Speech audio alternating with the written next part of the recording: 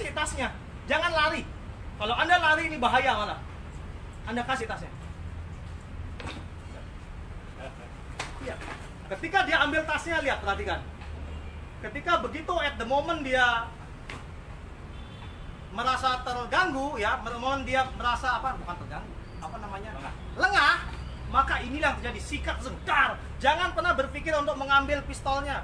Arahkan pistolnya ke tempat lain, kemudian sikat, dar. Buat itu menjadi berdarah-darah. Jangan pernah, bentar. Jangan pernah berpikir untuk mendisarm gun. Itu berbahaya karena in real life, pengalaman saya dan pengalaman dari member saya ini yang tidak bisa disebutkan, bahwa ketika Anda menodong senapan, itu jaraknya pasti seberapa? Pasti segini. Nggak.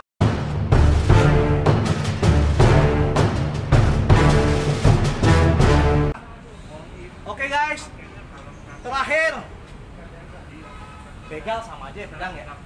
Begal sama aja pedang. Cuma bedanya begal itu kan di motor gitu kan. Kalau Anda kejar-kejaran sama begal gitu kan, kalau begal itu 3 motor gitu kan, Anda wajib kabur. Tapi kalau begal itu cuma 1 motor ya, hanya 1 motor atau 2 motor, mungkin Anda bisa menghadapinya kalau Anda berani ya. Karena ketika kita kabur dan kita lihat kondisi motor kita dan kondisi motor lawan itu, lawan lebih kuat motornya, maka Anda pasti kekejar. Jadi mengendarai motor ketika dikejar begal dan Anda hanya menggunakan motor yang biasa dan begal menggunakan motor yang dengan kecepatan atau speed yang tinggi, itu hanya akan membuat Anda terkena sabetan. Jadi berhati-hati ya. Ketika Anda lihat seperti itu, Anda harus kabur kalau bisa. Kalau tidak bisa kabur, kalau begalnya sedikit, terpaksa Anda harus hadapi. Lebih baik Anda turun, Anda hadapi.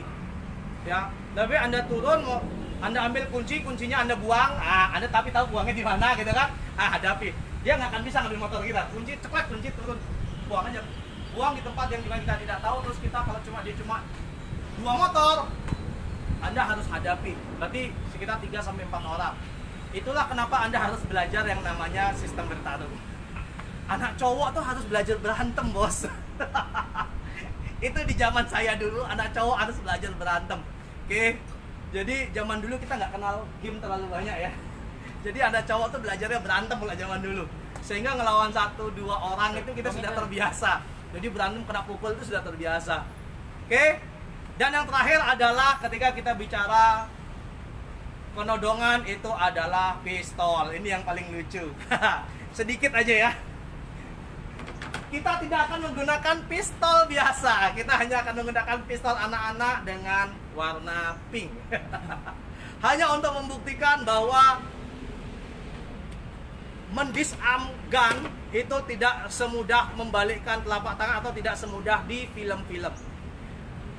Member saya akan, ya, ini terbiasa pegang pistol, jadi jangan sembarang. Yang paling sering terjadi, nafsu banget.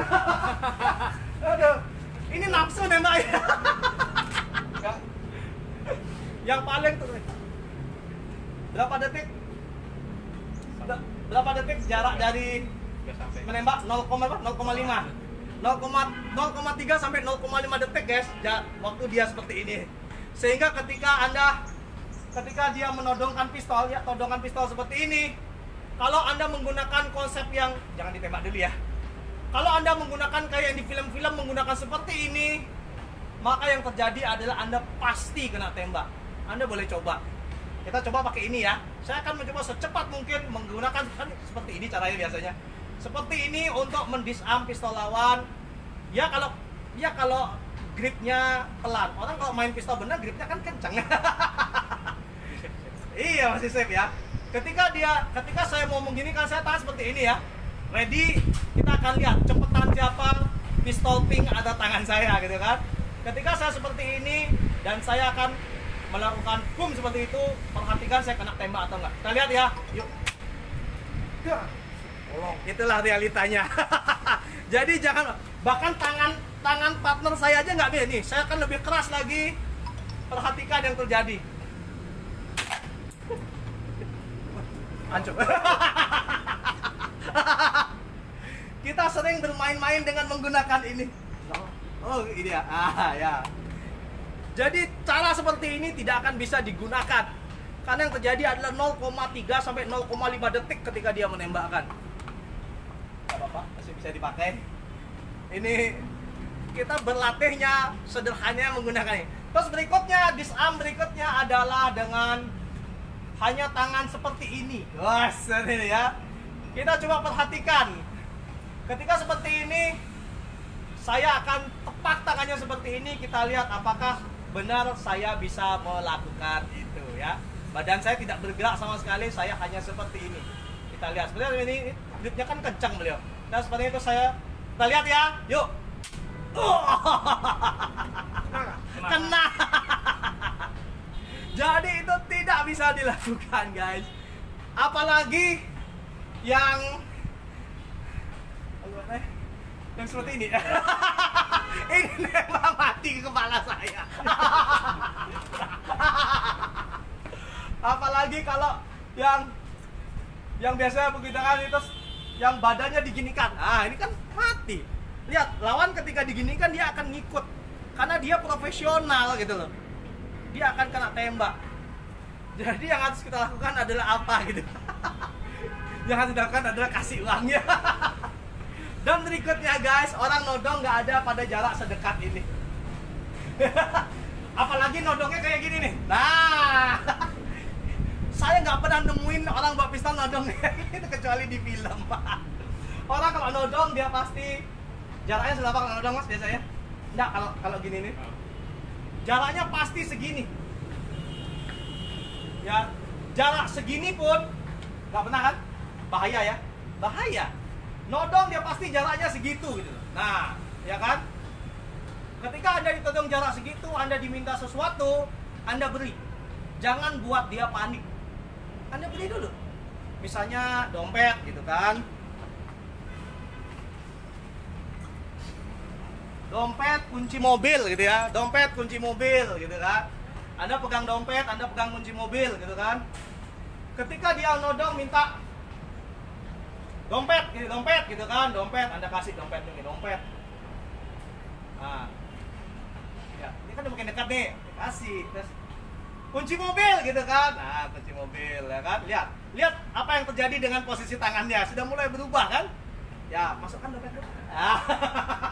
Dikasih kesempatan masukin dompet dulu nggak apa-apa, biar ngerasa sudah punyanya, ini dia tenang gitu kan. Apalagi kunci mobil, ya kunci mobil nih pak. Ketika dia menggunakan kunci mobil, ya. Yang kita lakukan adalah kita membuat distraction sama dia. Ketika dia menodong pertama, berikan apa yang dia mau. Karena begitu Anda ditodong, sering terjadi ketika orang nodong, Anda langsung kabur, sama kayak pedang itu. Begitu Anda lihat todong, langsung kabur. Ketika kabur, itu magazin isinya berapa peluru, belasan peluru. Sehingga Anda bisa diterima, dar. Anda dikejar itu lari. Belum lagi temannya satunya pasti akan turun. Ketika ada nodong, kasih. Apa pak, mau minta apa? Tetap tenang. Oke, minta tas. Oke, kasih tas. Kasih tas. Nih, pinjam tas ini deh.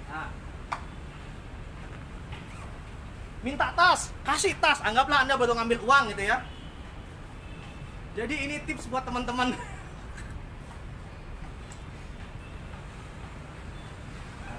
Anda habis ngambil uang di ATM.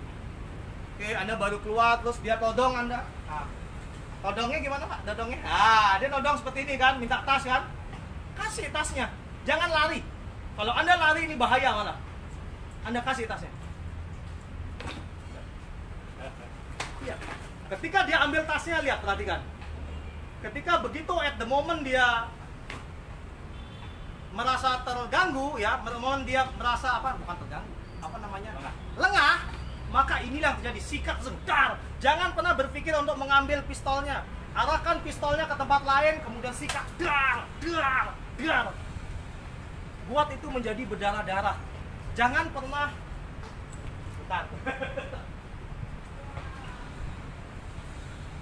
Jangan pernah berpikir untuk mendisarm gun. Itu berbahaya karena in real life, pengalaman saya dan pengalaman dari member saya ini yang tidak bisa disebutkan, bahwa ketika Anda menodong senapan, itu jaraknya pasti seberapa? Pasti segini. Gak pernah orang menodong dengan jarak segini. Gak ada, dia pasti nodong jarak jauh. Sehingga ketika dia meminta sesuatu, kasih aja. Kasih, oke, tas, kasih. Taruh tasnya di sini. Nggak apa-apa, kan dia tetap ngambil. Kan nggak mungkin nggak ngambil. Kasih tasnya, kasih, oke, kasih. Kita diam aja, kasih tas. Lihat kesempatan ketika dia mengambil. Entah ketika dia mengambil, kan dia harus pakai tangan satu untuk mengambil. Masih kan? Ambil pakai tangan satu. Ketika dia mau, lihat posisi matanya kan langsung. Nah, ada momen dimana ketika dia mengambil, matanya pasti ke tas. Nah, ini momennya. Pastikan dapat momen seperti itu ketika Anda menghadapi penodongan. Jangan pernah tasnya, oke, kasih tas. Oh iya. Jangan kayak gini. Ini Anda menolong dia. Jangan pernah berikan begitu. Jadi pengalaman dalam pelatihan saya mengajar ketika Anda ditodong, taruh. Ambil Pak. Ada momen di mana Anda sudah bisa langsung melakukan itu. Dan pastikan ketika dia mengambil tas seperti itu, pastikan pistolnya itu harus jauh dulu. Lihat, Anda harus menjauh dulu dari posisi pistolnya. Jangan langsung ini bahaya. Terlepas Anda mau ke sini boleh, terlepas Anda mau ke sini boleh. Yang jelas pastikan pistolnya berada di posisi yang jauh sebelum Anda melancarkan pukulan. Jangan pernah berpikir untuk melepaskan pistol, disarming gun. It's never ya. Saya tidak pernah menemukan orang yang bisa disarming gun khususnya dengan pistol Bill. Psikologisnya juga berbeda. Oke, jadi ini konsep ketika kita menghadapi penodongan. Yang pertama, tidak ada penodongan dengan apalagi kepala seperti ini gitu. Itu nggak ada. Nggak usah gini-gini. Ini nggak pernah ada orang nodong kayak gini. Ini nggak ada orang nodong kayak gini. Seumur-umur saya belum pernah nemu orang nodong kayak gini. Nodongnya pasti dari situ. Nah, ini kaki aja nggak nyampe. Nggak nyampe. Paling ketika ditodong ada diminta untuk seperti ini kan. Nah, nggak apa-apa, gini aja. Bisa Anda disuruh tengkurap ini kan. Yang ini jangan ya. Nanti ngajarin, nggak boleh. Nggak boleh yang itu ya. Intinya berikan apa yang dia mau. Kemudian setelah itu ketika mereka lengah, lakukan gerakan untuk mengcounter serangannya, bukan mendisarmkan. Itu mindset yang berbeda. Kita counter attack serangannya, bawa pistolnya ke tempat lain dan Anda attack, Anda buat dia traumatis sehingga pada akhirnya pistolnya pun pasti akan lepas. Oke guys, jadi ini konsepnya real sesuai dengan pengalaman yang kita dapatkan di masa-masa lalu gitu kan. Sehingga pada akhirnya kita tidak tertipu lagi tentang ketika kita menghadapi permasalahan di jalanan. Oke, beberapa pelatihan yang menggunakan disarming gun sangat susah sekali untuk dilakukan. Ini baru ini, belum kita pakai airsoft gun gitu ya. Wah, itu lebih sakit lagi airsoft gun itu. Airsoft gun pelurunya lebih cepat lagi guys. Sehingga disarming gun itu akan sangat susah sekali untuk dilakukan. Oke, sudah jam berapa ini? Wow, udah lewat. Udah hampir 1 jam. Oke guys, ini requestnya sudah kami jawab. Kalau teman-teman para Wing Chun lover ada request kembali untuk di minggu depan dan minggu-minggu selanjutnya, silahkan klik komen di bawah ya. Atau klik komen di bawah di Facebook atau di YouTube kita juga. Namanya sama, Combat Wing Chun. Sehingga kita bisa memberikan edukasi mengenai science of fighting dalam Wing Chun. Oke, semoga bisa bermanfaat. Dan yang terakhir, jangan pernah terlalu percaya pada omongan sifu, guru, atau instruktur Anda. Sisakan 2-5% untuk keraguan-raguan. Karena belum tentu apa yang disampaikan sifu, guru, atau instruktur Anda selalu benar. Pastikan gunakan waktu untuk mencari kebenaran di sistem bertarung atau bela diri apapun yang Anda gunakan. Cari kebenarannya. Cek ilmu keilmuan yang sahih, baca banyak artikel, baca banyak nonton video juga di YouTube juga banyak, terutama Wing Chun. Banyak sekali instruktur-instruktur yang sangat berpengalaman dan juga diakui oleh dunia. Salah satunya sifu saya, David Peterson. Oke guys, semoga bermanfaat. tetap berlatih, dan jangan pernah tertipu oleh pelatihan-pelatihan McDojo yang akan membuat Anda cilaka di jalanan. Semoga bermanfaat. Kalau ada pertanyaan, hit kolom komentar di channel YouTube kita, Combat Wing Chun. Sampai ketemu lagi minggu depan. Bye semuanya ya. Dah. Kita mau latihan lagi.